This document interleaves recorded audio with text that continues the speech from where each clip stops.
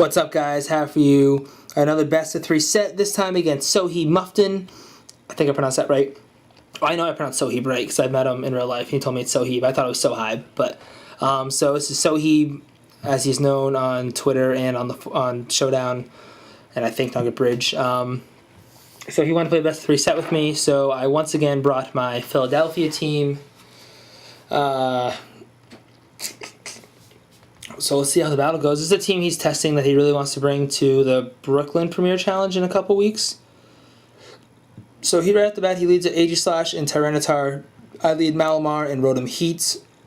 Of course, both my Pokemon threaten his, by a lot. I mean, I can one-hit KO Tyranitar Superpower, and I can do a pretty good chunk of damage to Aegislash with Overheat.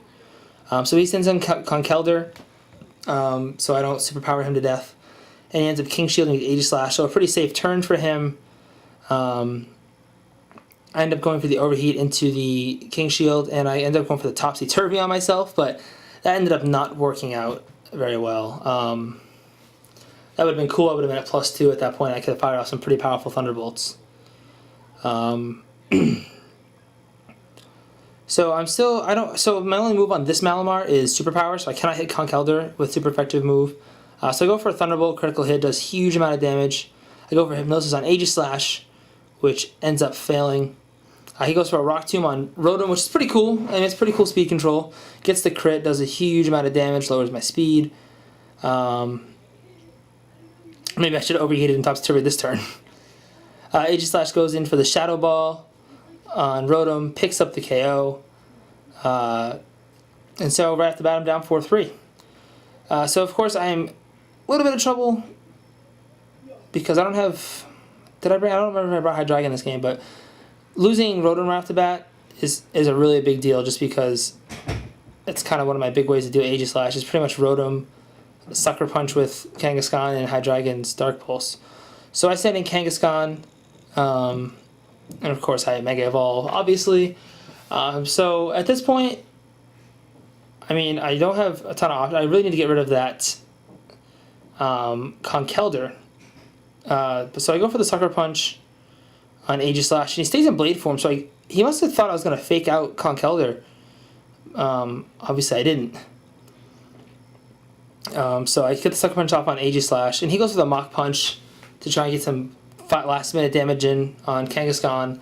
And of course I just Superpower it, which at that range, I mean, a Caterpie Tackle could KO it. So I feel I'm in really good shape. I'm at +1 attack, +1 defense. Also interesting, he was holding Rocky Helmet. That's a weird move, or weird item to be holding from Conkeldurr, whereas it's so weak to special attacks. But anyway, so at this point I'm up 3-2.